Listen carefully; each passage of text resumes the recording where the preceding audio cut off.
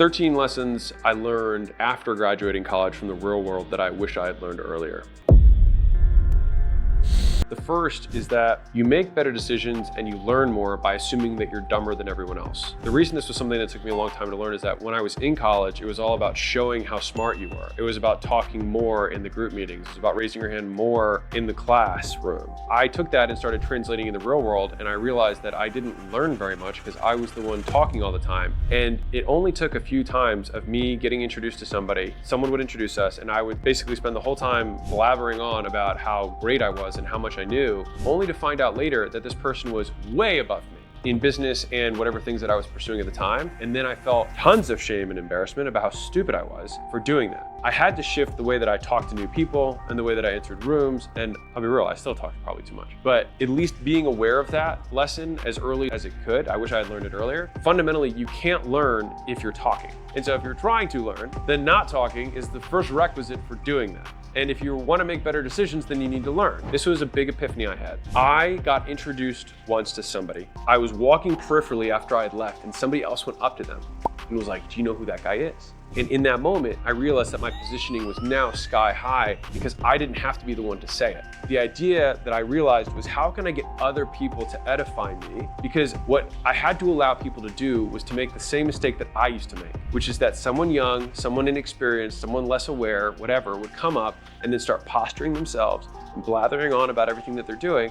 And me, I might be way ahead of them, but I would listen and see if there's anything interesting. And so on that conversation, I learned more than they did. I learned what type of person they are. I learned where they're at with their career. And if they had anything interesting, that would be worth following up with. They learned nothing. They felt good about themselves. And then later would feel bad about themselves when that other person went over and told them. And so I was like, of these two scenarios, which would I rather do? Would I rather have someone have a conversation with me and then not know who I was, but be able to learn? Because that's the worst case scenario.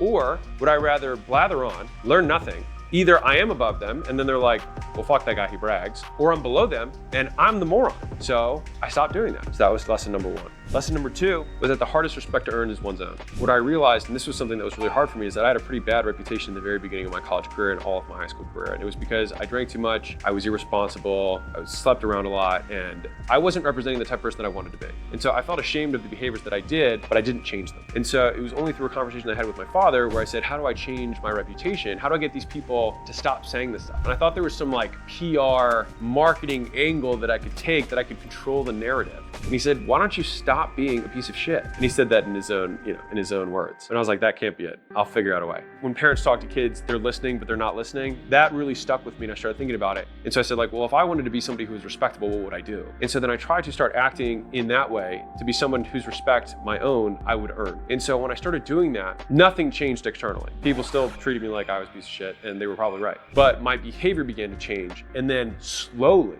so did my reputation. But it started with me trying to respect myself first, and then others began to respect me as a result. If you want to control what people think, control what they say. This is the third lesson I learned, and this is more of a business/marketing lesson, but if you want to talk about products and services, you have to equip people with the words to describe what you have.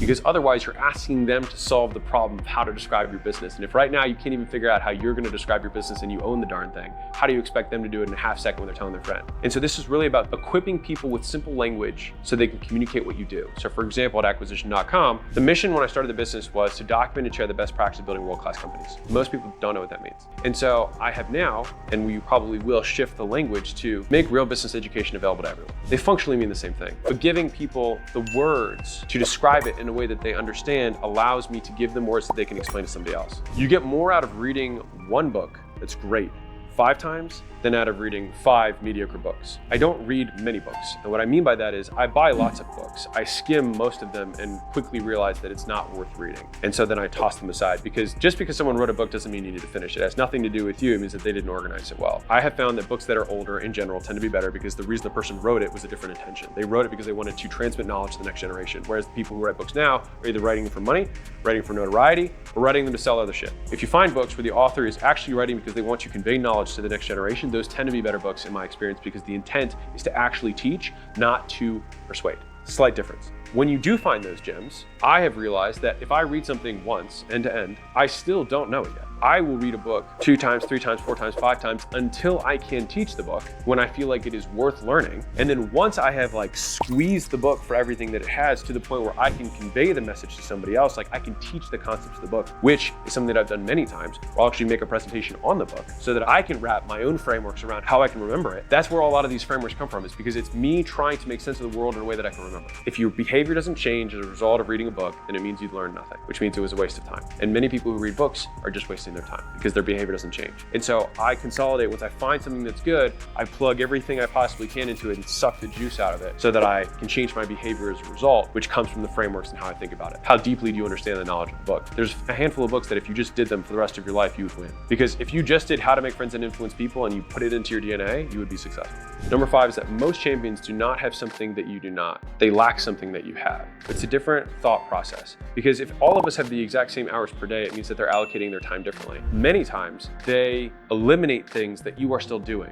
They have sacrificed more. They have given up things that you have continued to have on your tree as branches that are distracting from growing up. Champions, when I look at the people who are further ahead of me, they're even more ruthless with their time. They even have lower tolerance for friends, family, people around them that are not at the bar that they hold themselves to. For me, going through college or when I was younger, I always thought it was about adding to your plate, saying yes to everything, saying yes to opportunity, say yes, say yes, say yes. When all I did was I just completely got distracted and spread super thin. What most champions have is singular focus, and they're willing to say no to everything else. And that took me too long to learn. 6 is that goodwill compounds faster than money. Like if you actually think about what goodwill is, it's that you have positive sentiment and you have a degree of influence over a person's behavior. That's what goodwill is. If one person has goodwill with you and then shares your stuff with somebody else and you create goodwill in that next person, you can double your goodwill or 10x your goodwill in a matter of 12 weeks. 10xing your money in a matter of 12 weeks is very, very unlikely. Goodwill, because it's based on audiences and humans, can compound significantly faster than money can. And when I realized that that goodwill could be translated into money if I so desired at a future date, then I realized, and rather than focusing on the money that I'm trying to make today, why don't I focus on the compounding vehicle that compounds at a much faster rate than money does, that compounds tax-free, by the way. Building the audience is tax-free. And then when you choose to have the conversion event, you can do that at your own choosing. But if you focus on the audience, you focus on the goodwill, that will grow significantly faster than any kind of monetary move. But you can still translate that later into money when you. And so what they believe to be true is what they're casting onto you. And if you don't like the life they have, then I don't think it's worth listening to.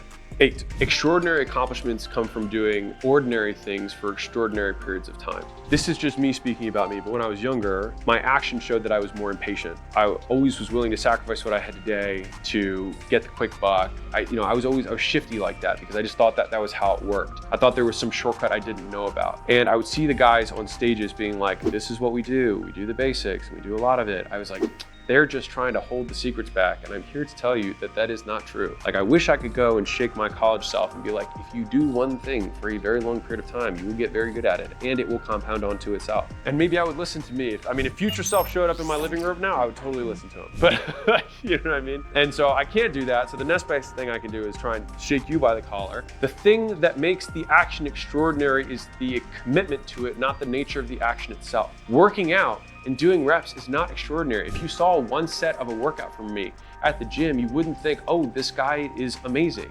Look at them quads.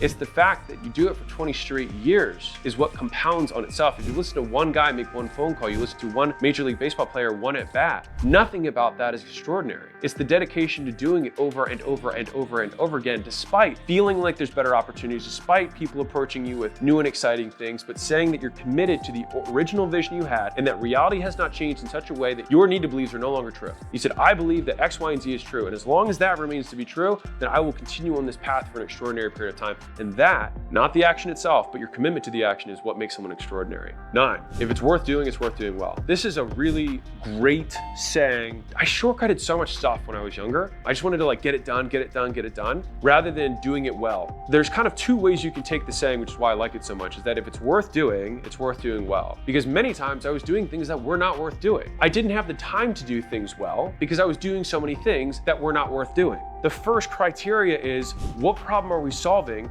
What am I hoping to accomplish? Is this worth doing at all? Because if it is worth doing, then I have to understand that to do it, right, to do it well, it's gonna take this much time. Now, given that, is it still worth doing? And if it passes that test of A, being worth doing in the long haul, and because it is worth doing well, then it gives us this lens through which to see the activities we do so that we can prioritize the things that will make us the most money or get us closer to the goals we have. And so younger me had more energy than me does now. I make way more money than younger me did. And it's because I do fewer things and I do different things than I did then. And now, if I write a book, I'll take a year on writing the book, because if it's worth doing, it's worth doing well. Because I understand that taking 1 year today will mean that that book might sit and sell and distribute itself to millions of people over the next 50 years or 100 years or after I'm dead, compared to me just putting words on a page that are pretty good and then shipping it. And I think the vast majority of people don't get the difference between good and great. The ocean between good work and great work is vast. It's 5 times, 10 times the work to go from something good to something great, which is why you have to be really selective about the few things you choose to do that are worth doing, and in being worth doing well. 10, be willing to negotiate everything except for your values. And so there were so many things when I was coming up that, like in college, even right after college, as jobs, like I always just took things at face value. So prices, terms, relationships, everything I took at face value. So whatever someone presented, I said yes or no to. I have now realized that virtually everything is negotiable. People present with basically their best bad guess, and they're hoping that someone takes them by the hand and says, you know, that makes no sense. What if we did it this way? What problem are you solving? What problem am I solving? And then ask the right questions to get someone else's true desires and wants. And then knowing what your own true desires and wants and what you're willing to give up allows you to make better deals. And so I used to think of negotiating as a zero-sum game, and it's not at all. You can find a way where both parties get better than they were before, which is the entire point. That is how negotiating works if you're doing it well. And so I didn't understand that. I thought everything was an arm wrestle. I thought everything was like this for that, tit for tat, like no give. And I also thought really short about it. I was trying to get one over. I was ruthless with vendors. I swung the other direction. So first I didn't negotiate anything. And then I found out you could negotiate, and then tried to get everyone to give me their last penny. But then I realized that this long-term doesn't create good relationships, and they will not be loyal to you at all, which long-term has a more negative impact than giving them the extra 10% and having an amicable relationship. You want to negotiate everything except for your values. I negotiated everything in that second example, including my values, because I was doing business in a way that was contrary to the values that I wanted to espouse, wanted to embody. Because the deals we do with acquisition.com, for example, like I could probably ask for significantly more than I do. And I've had many times where people are like, I want to give you this. And I'm like, I don't want that, because I don't think you know what that means. This is what I think is fair today and in 10 years. And so it's balancing both your need today, your need in 10 years, and their need today and their need in 10 years. And you have those 4 points, and you try and find the closest point given your reality, and you can explain that this is how you're thinking through it with them. And I think they will appreciate all 4 data points on the map to come to the best solution for today and tomorrow. 11.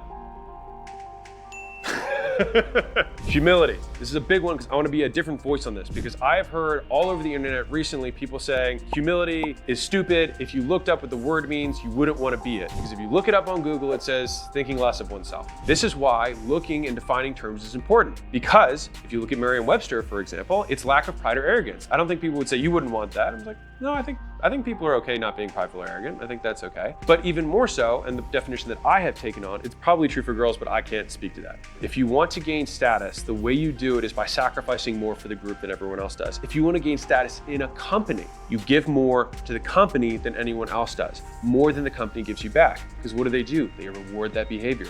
The group rewards the person who gives to the group. It's how it works. The people who take from the group, they only go in to get status from the group, end up getting banished by the group and batted down because everyone wants to keep that person down because they don't serve anyone else. And so it was only by realizing that I had to give my life in order to get it. I had to give status. I had to serve, because when you serve someone, you're giving them status. You're increasing your regard for others. When I gave status, I got it back. When I gave respect first, I would get respect back. And it was understanding that group dynamic, which is what made me president of the fraternity that I was in. All of these things started compounding when I realized that truth. And if you do that, I promise you, you will have all the status you want.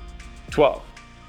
The happy man has 1,000 wishes, the sad man has one. This is a little bit more of a heartfelt one for me, because when I was younger, I was definitely angrier, probably darker in general. And a lot of that came because I had expectations that were fictitious, real or otherwise, from other people in my mind that existed who were constantly judging the behaviors and actions I was doing every day and were telling me that I was not enough. In some ways, that created and reinforced behaviors that I still continue to this day in terms of the actions I take, but the way that I feel and think about them has shifted. When you are sad, you want to not be sad. That's the main focus. You want to feel better. And many times people will take the short-term way of getting out of that, which is alcohol, drugs, etc., because in the moment they can feel better. Everyone just wants to feel better. And so when I think about things that I used to think people were wronging me, right? And I would get all angry and I'd spit myself out. I use a different frame now, which is they just wanted to feel better. Do you think it had nothing to do with me and they just wanted to feel better about themselves? And that's given me a lot of peace about many of the things that used to anger me. Being able to quiet the hundreds of non-existent voices in my head that were constantly judging the activities that I was doing and labeling them good or bad or good enough or not good enough, etc., took up a tremendous amount of my attention. And because of that, all of my focus was on feeling better. And so I couldn't actually have any energy left over to do stuff because all I was focused on was feeling better. And all I was spending all my day was in my head trying to not feel like shit and doing both short and long-term things to do that. And so it was only when I came up with the mantra, which I have said before, but fuck happiness, which sounds ironic because I said the person who's happy has 1,000 wishes. But in choosing not to admit the deficiency between my current state and the future state of what I desire to be, I was able to accept where I was. And then the deficiency of not being good enough, not being happy enough, disintegrated in my mind. And then I was able to focus on just doing things. And then when I started doing things, I started making progress. When I started making progress, I started looking back and feeling proud of how far I'd come. Because it wasn't about the many voices outside, it was about the only one that mattered. And so that shift is what I think genuinely from a spiritual standpoint is the thing that was able to give me the strength to do some of the things we have done. But I wouldn't have been able to ever start on this path because I was paralyzed about what I thought other people were gonna think about me, only to realize that they weren't thinking about me at all. 13, failure leads to learning, learning leads to success, success leads to complacency, complacency leads to failure. And so a lot of times I remember used to thinking that like there was a destination, but I think the actual entrepreneurial cycle, it's not a destination, it's not linear, it's cyclical. And so that's why I talk about entrepreneurship in terms of seasons, because there are cycles where you learn a lot, right? And I used to say this a lot where I'd say, either the business is growing or I am. Either I have learned lessons and I am applying those lessons to the business and the business is growing, or the business is not growing and has problems and now I am the one receiving the lessons from the business, and until I learn the lesson that I'm supposed to learn, the business will cease to grow. Until I have learned this lesson, until I beat this boss at this level. And the difference between video games and real life is that sometimes in order to beat that boss, you're not doing it in 10 minutes, it might take you 10 years. Recognizing that you are not above the cycle, but that cycle is inevitable because you have failure, learning, success, complacency. The goal is if you can identify that, how quickly can you get back to learning success, and try and skip the complacency step altogether. It still happens to a degree. When I can start feeling the feelings and it's rearing its head, I'm aware of it, and then it allows me to speed through it faster. And to the same degree, I stop labeling things as good or bad because if I'm failing, it means I'm about to go through learning. And I see learning as good. And on the flip side, if I'm succeeding, succeeding is good. And so either way, they lead to my success. And framing it that way took a lot of the judgment and the label and the depression around not achievement away from me. And also, when things are good, it allowed me to not be so high on my supply because I knew that whenever things were good, everything is good is followed by something that is not as good. And so you always have regression to the mean, right? You have regression to the mean. And so if things are amazing, then it means they can only go down from here. If things are terrible, it means it can only go up. 14 is that I would pay any amount of money to make obvious truths real for me. There is a reality that no one can see right now, true reality. And no one can see it because we are shaped by the many things that we've been told throughout our lives, and many of those things were not true. Much of the path of entrepreneurship, in my opinion, is shedding these false truths so that you can see the world more clearly. If you see these business people who are super far ahead and all of a sudden it's like they can lose it and then they can get it all back again and things seem so seamless for them, it's because they have a more accurate view of reality than you do.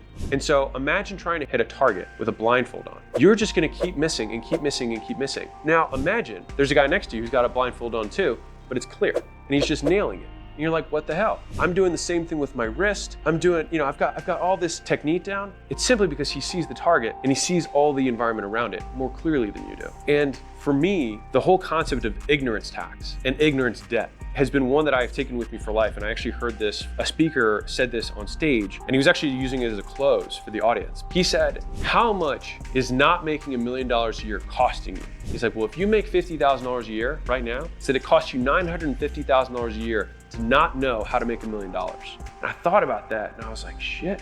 We were paying a debt service to a false reality in order to get the real one. And so for me, I will pay any amount of money to speed that process up, to see the world more clearly in a way that is true. And if the views that I have do not serve me and someone else is further ahead of me in the game, then they are better at the game of business than me in some way, and in that way, I can learn of them. Doesn't matter what they're doing. Some people are like, oh, this guy's unethical, this guy's... You can learn from everyone. If they're making more money